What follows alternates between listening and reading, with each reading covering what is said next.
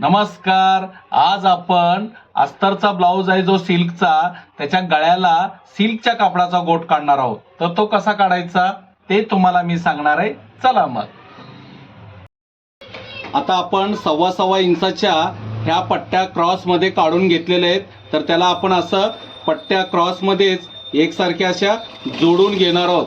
जेवढ्या पट्ट्या आपल्याला गळ्याला लागणार आहेत तेवढ्या पट्ट्या आपण हे सिल्कच्या एकसारख्या अशा जोडून घेणार आहोत. तर अशी आपण आहे ना क्रॉसची एकसारखी पट्टी तयार करून घेतलेली आहे, जेवढी गळ्याला लागते तेवढी. आता ही आपण काय करायची, अगोदर व्यवस्थित एका खाली लावून ठेवायची आणि त्यानंतरनं आपला हा गळ्याचा भाग जो आहे तो, हे बघा हा गळ्याचा भाग आहे ना व्यवस्थित घ्यायचा आणि थोडंसं पुढे वाढवून असं ओढून पट्टी, जेवढा राऊंड भाग आहे तेवढा राऊंड भागाला आपण अशी ओढून पट्टी घेणार आहोत ते शेवटपर्यंत. आता पट्टी आपण लावतच येतोय.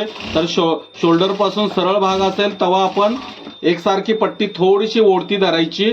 मात्र हा राऊंड भाग आला की असं ओढती धरायची पट्टी आणि मार्जिंग मात्र बघा एकसारखं धरायचं, जेणे की ह्या दाबापर्यंतच मार्जिंग गेलं पाहिजे, इकडे इकडे करायचं नाही. आणि एकसारखं आपण ओढती पट्टी धरून एक गळ्याला कड्यापर्यंत आपण पट्टी लावून घेणार आहोत. आपण लावत लावत शेवटपर्यंत गळ्याच्या भागाला पट्टी लावून घेतलेली आहे.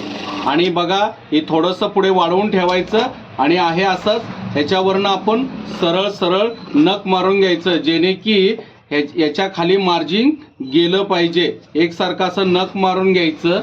बघा हे एकसारखं असं नख मारून व्यवस्थित शेवटपर्यंत आपण घेणार आहोत.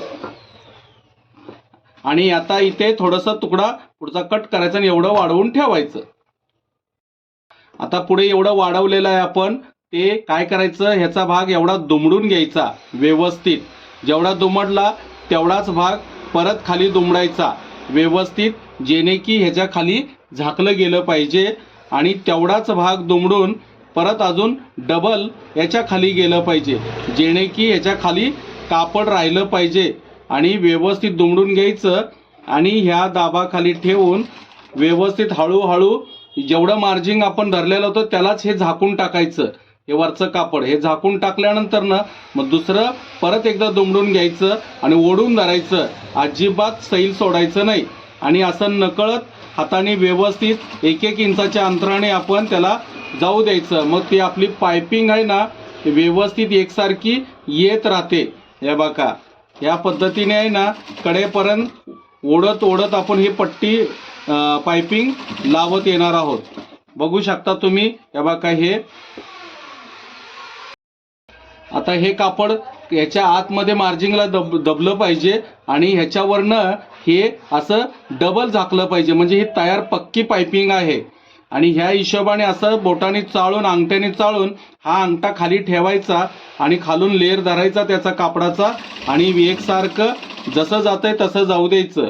आणि या खाच्यामध्ये सुई आपली गेली पाहिजे. त्या पद्धतीने आपण शेवटपर्यंत असा गळ्याला गोट लावून घेणार आहोत. आता तुम्ही बघू शकता.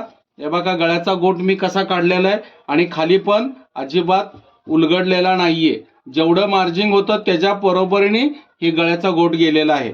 असंच मी कडेपर्यंत हा गळ्याचा गोट काढून घेणार आहे. आता आपण शेवटपर्यंत आलेलो आहे.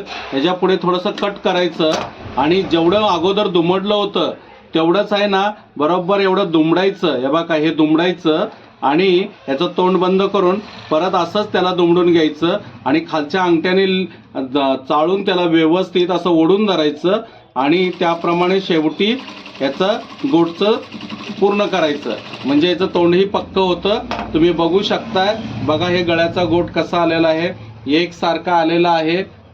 हे बघा हे गळ्याचा गोट मी एकसारखा, गळा पण व्यवस्थित बसलेला आहे, अजिबात गळा वर उचललेला नाही.